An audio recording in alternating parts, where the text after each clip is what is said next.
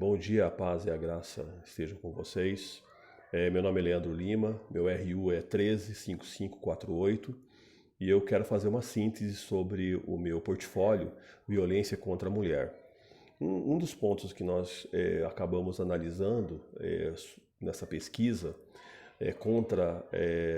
sobre a violência contra a mulher é que independente do tipo de âmbito que tenha ocorrido a violência, seja ela de gênero, seja ela doméstica, seja ela moral ou mesmo patrimonial, e principalmente uma das piores, que é a violência sexual, as mulheres elas têm passado por várias gerações e por uma questão de cultura do nosso país, acho que talvez até não só do nosso país, mas acho que no mundo, é, nós podemos notar que a questão da cultura, a questão cultural mesmo, que é um dos grandes problemas, e que os homens talvez eles tratem a mulher justamente pela, pelo fato dela ser mulher, pelo fato dela estar num ambiente doméstico e e ser mais frágil, então ela acaba recebendo esses tipos de abusos. E como a sociedade ela é muito conivente com esses abusos, então isso acaba não acabando, só tendo um crescimento.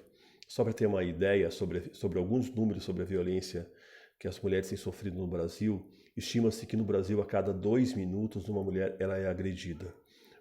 Por dia, mais de 15 mulheres morrem de forma violenta no Brasil. Ou seja, é uma média de 5.664 mortes por causas violentas das mulheres no país. São 29% das mulheres, é o percentual de mulheres que afirmam ter sofrido algum tipo de violência física ou verbal. Ou seja, isso estima-se que sejam 16 milhões de mulheres que tenham sofrido esse tipo de violência física. São mais de 4 milhões por perseguição, são mais de 4 milhões por batida, por chute ou com um tipo de empurrão. Vítimas de ameaça são mais de 5 milhões de mulheres. Então são números alarmantes.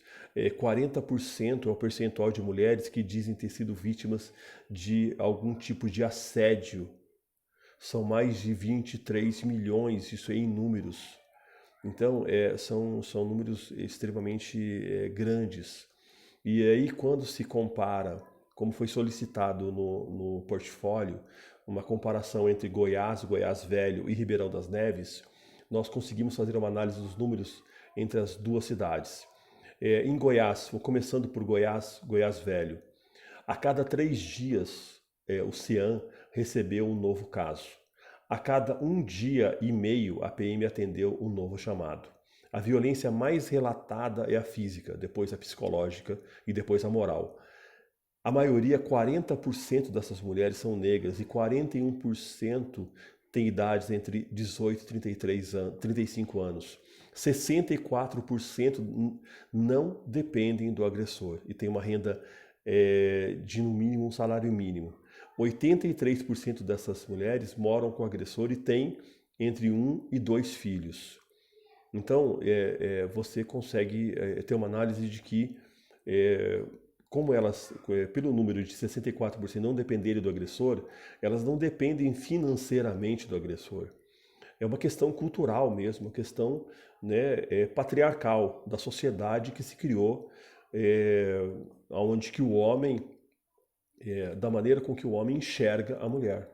Em Ribeirão das Neves, não é muito diferente. A cidade de Ribeirão das Neves é a terceira cidade com o maior número de ações de violência contra a mulher do estado.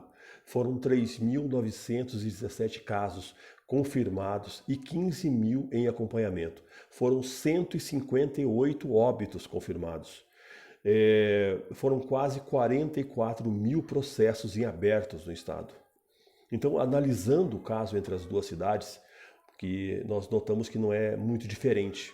A nossa sociedade também é muito machista e a raiz do problema está no sistema patriarcal, onde que ainda impera a noção de que as mulheres elas são propriedades dos homens. Por isso elas estão sempre disponíveis e por isso, como é propriedade, ele se julga no direito de puni-las, de criar uma punição, de enquadrá-las dentro de uma espécie de punição, seja ela moral, seja ela psicológica ou muitas vezes física. A violência é uma ferramenta para manter a dominação do homem sobre a mulher. Nota-se que chega até o ponto do óbito das mulheres. Em ambas as cidades, os números eles assustam de a qualquer um. E a distância geográfica entre elas mostra que o sistema não está só dentro de uma cidade no interior do país, ou aqui, no caso, numa cidade no interior do estado de Minas Gerais. Nós podemos afirmar seguramente que o problema está generalizado e não há quase locais específicos. Isso é um problema de todo o país, é um problema de toda a sociedade. Eu acredito que uma das maneiras que nós poderíamos ajudar a reduzir esses números da violência doméstica seria, claro, criar leis mais duras, né? E se não houver um aumento da punição com esse tipo de crime, dificilmente vai baixar esses números. Mas não é só isso. O Brasil aprovou em 2006 uma lei chamada Maria da Penha, mas os números após esse período, eles continuaram crescendo. Então eu acredito que não é somente leis duras, mas tem que haver uma mudança da sociedade como um todo. Realmente só vai haver mudanças quando se mudar a visão do homem com relação à mulher. Tirar realmente esse tabu de que o homem ele tem a mulher como ele é proprietário da mulher, né? E isso muitas vezes vem dos próprios pais que acabam educando, né, aos filhos de uma maneira machista, onde que o homem dentro da casa é ele que manda, é ele que sustenta, é ele que pune, né, a mulher, quer dizer, pune os filhos, pune a mulher. Então ele é muitas vezes o tutor da casa, e aí com isso ele também tem direitos e ele não tem esse direito, né?